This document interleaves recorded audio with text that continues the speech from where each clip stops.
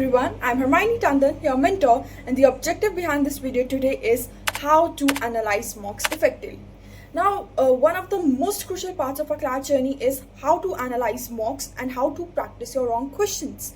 And I feel that this is the area where most students make mistakes because they actually don't know how to analyze the mocks, and this is something which they realize on the day of the exam. So mock analysis करना बहुत कोई comprehensive task नहीं है, easy है. सो इसे हम steps में divide करते हैं. First step, make sure that the day you give the mock is the same day when you analyse it.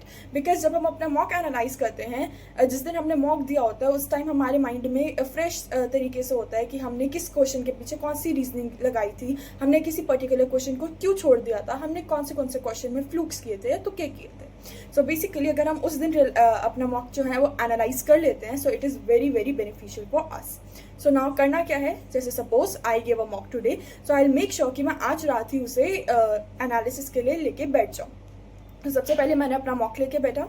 उसके बाद मुझे क्या करना है, I have to see how many questions did I attempt overall, how many of them were right, how many of them were wrong, and how many questions did I leave unattempted. Now suppose I attempted 100 questions, 100 में से मेरी 70 correct थे, 30 incorrect थे, and 20 questions were which I did not attempt at all.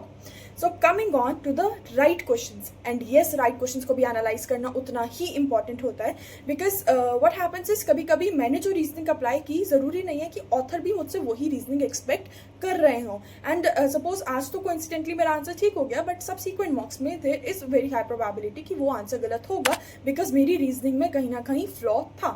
Second is कि कभी कभी हम तुक्के मार देते हैं, हम फ्लूक्स मार देते हैं, और उससे भी हमारा कोइंसिडेंटली आंसर ठीक हो जाता है. So we have to make sure कि हमारे हर क्वेश्चन के पीछे की रीजनिंग हमें बिल्कुल क्रिस्टल क्लियर होनी चाहिए.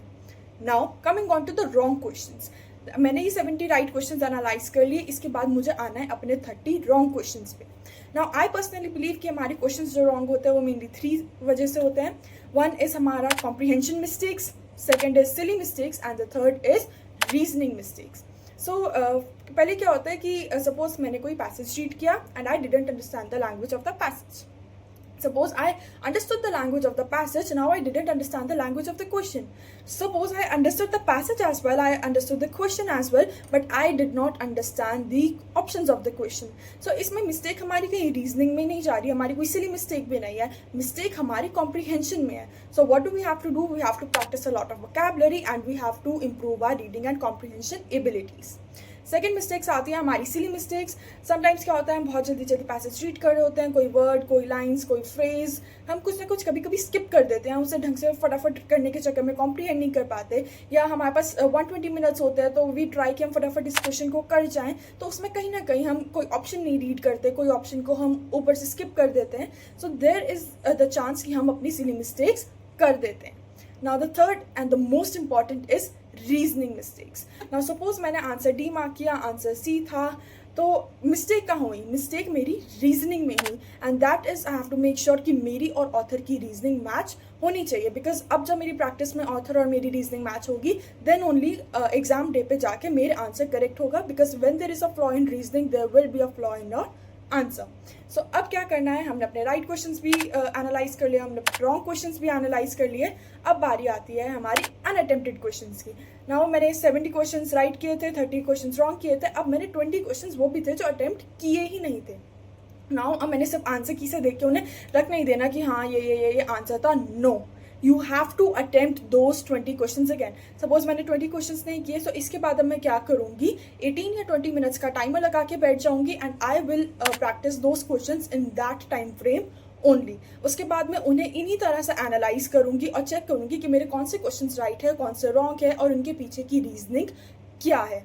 And one of the most important tips that I would like to give you is, जब आप अपना क्वेश्चन एनालाइज करते हैं, जो क्वेश्चंस आपके रॉन्ग हैं, तो आप अपना क्वेश्चन स्टेम वहीं पे मेंशन कीजिए. सपोज आपके सीआर के सेक्शन में क्रिटिकल रीजनिंग में आपके 4 क्वेश्चंस रॉन्ग हुए, सो हर एक क्वेश्चन के आगे आप मेंशन कीजिए कि वो कौन से क्वेश्चन स्टेम थी, whether it was assumption, it was inference, it was strengthening, weakening, main idea, conclusion, वो क्वेश्चन स्टेम क्या था, एंड ऑल्सो राइट कि आपका रीजनिंग में फ्लॉ क्या था. सपोज क्वेश्चन था इन्फ्रेंस का एंड मैंने एजम्पशन की रीजनिंग लगा दी उसमें. सो अगर जब आप अपना क्वेश्चन स्टेम मेंशन करते हैं और अपना रीजनिंग में फ्लॉ वहीं पे लिखते हैं, सो ये एक्चुअली मेमोराइज इट कि आपकी मिस्टेक कहाँ हुई थी. So the two most important tips that I would give you in this कि जिस दिन अपना मॉक करो उसी दिन एनालाइज करो, ताकि आपके माइंड में ये फ्रेश रहे कि आपने किसी क्वेश्चन में क्या रीजनिंग अप्लाई की थी, आपने कोई पर्टिकुलर क्वेश्चन क्यों छोड़ा, या आपने किस क्वेश्चन में फ्लूक्स किए थे। सेकेंड, आप जब अपना एनालाइज करो, आप अपने क्वेश्चन पेपर पे एनालाइज करने के बाद ये मेंशन कर लो कि how many questions did you make silly mistakes in. And the third, आप अपने रॉन्ग क्वेश्चन के आगे उनकी question stem plus reasoning mistake लिखेंगे। एंड जब आप अपना नेक्स्ट मॉक देने जाएंगे, आप उससे पहले इन सारी चीज़ों को एक बार रिवाइज करेंगे, ताकि आपका मॉक करते हुए आपके माइंड में ये रहे कि आपको ये मिस्टेक्स रिपीट नहीं करनी है। So that was it and bye bye, thank you.